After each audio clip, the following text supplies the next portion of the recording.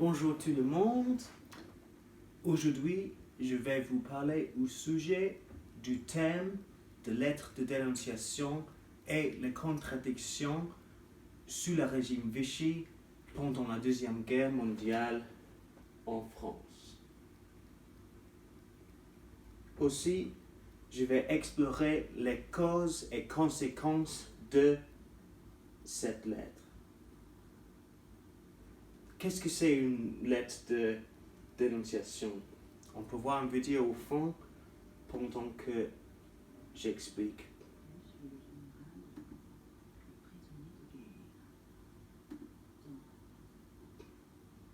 C'était simplement une dénonciation. Le but de la dénonciation était de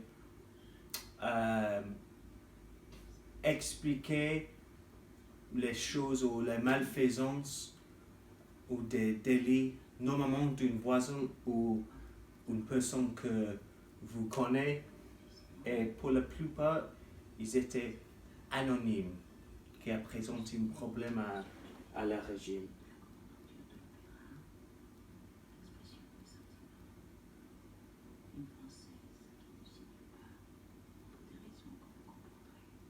Elle a dit signé par une Française.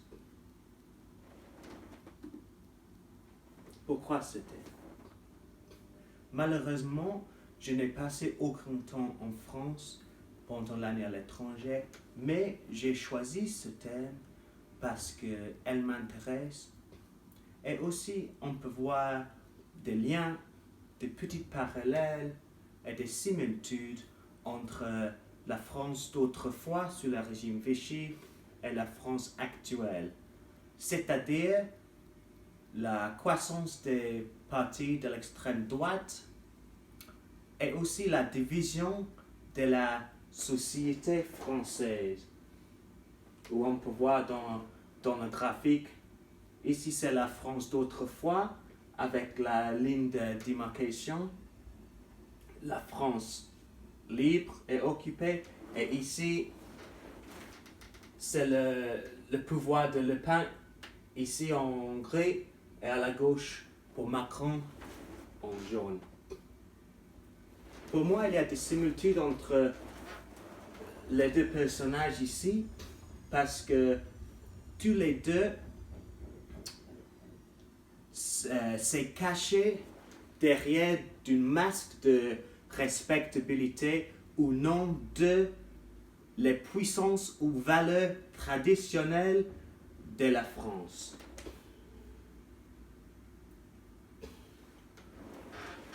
Ce homme-là, qui en outre serre la main avec Hitler, s'appelle Marshal Philippe Pétain.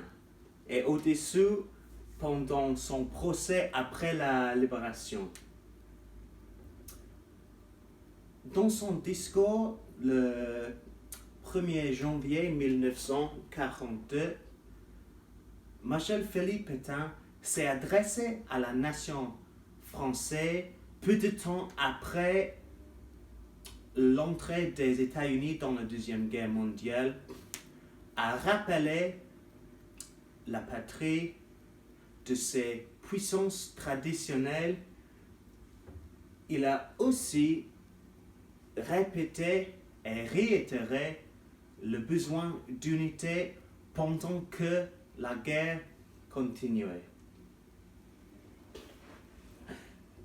Une chose intéressante et aussi une contradiction à mon avis était l'utilisation d'une nouvelle devise pour la France. L'ancienne devise était liberté, égalité, fraternité. C'était la devise de la révolution, de la libération vraie pour la France. Mais la devise de Pétain, de sa révolution nationale, était travail, famille, patrie.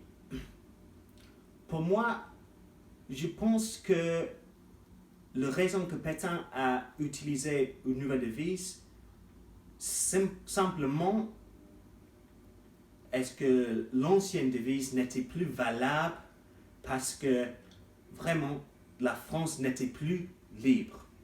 Mais il y a encore des contradictions parce que la révolution nationale, c'était pas révolutionnaire, il était plus réactionnaire que révolutionnaire, avec beaucoup de xénophobie. Enfin, il était vraiment l'antithèse de la ancienne France, de la France de égalité, par exemple. Ici, on peut voir une affiche de propagande et la xénophobie est immédiatement évidente avec l'étoile en haut et l'étendard, c'était comme l'étendard dans le fameux graphique de la libération. Et ici, on peut voir les juiveries et bien sûr l'avarice qui est en a un lien avec ça et l'égoïsme aussi.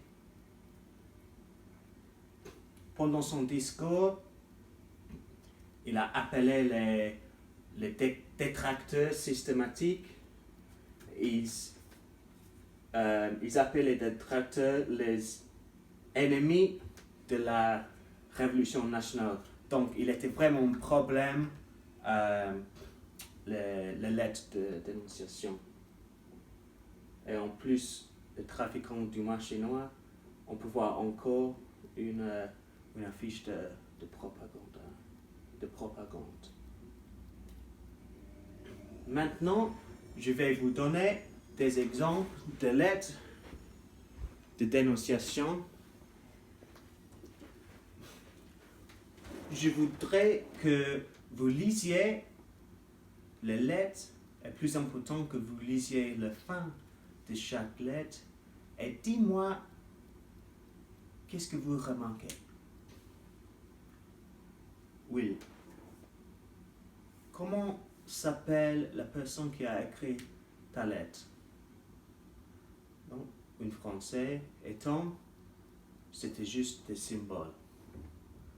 Donc, un problème plus grave, est-ce que si chaque lettre n'était pas signée, est-ce que c'est un mensonge ou c'est la vérité? Quand on analyse les dénonciations Vichy, les contradictions deviennent immédiatement évidentes. Les personnages locaux et nationaux ont encouragé les dénonciations signées et honnêtes. Ils ont noué des liens avec des informateurs. Ils ont suivi de près la correspondance et aussi les conversations téléphoniques. Pourtant, ils ont découragé les dénonciations anonymes qu'ils auraient pu donner l'information utile parce qu'ils étaient une menace à la unité nationale. Donc, le deuxième grande contradiction était que si on fait une dénonciation, on a légitimé l'intrusion du gouvernement dans la vie personnelle.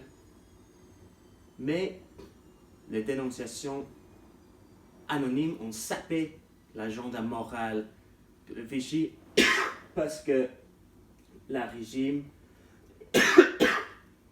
a voulu que la unité de la patrie. Donc, pour conclure, est-ce que le régime a profité de les lettres de dénonciation?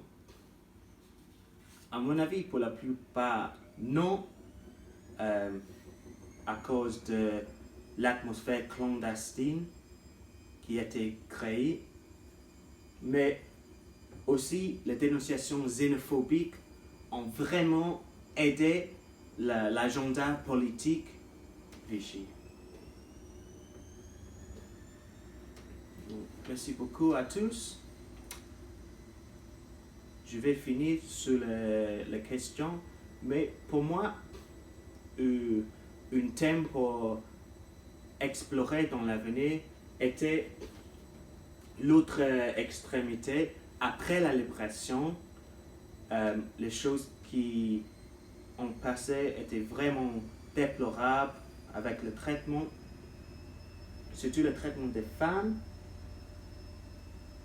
qu'ils ont fait ou que les personnes pensaient qu'ils ont fait la collaboration horizontale, c'est-à-dire de coucher ou simplement de parler avec les soldats allemands. Ils ont coupé les chevaux faussement et à la fois marqué avec le swastique ici. C'était vraiment choqué. Merci beaucoup.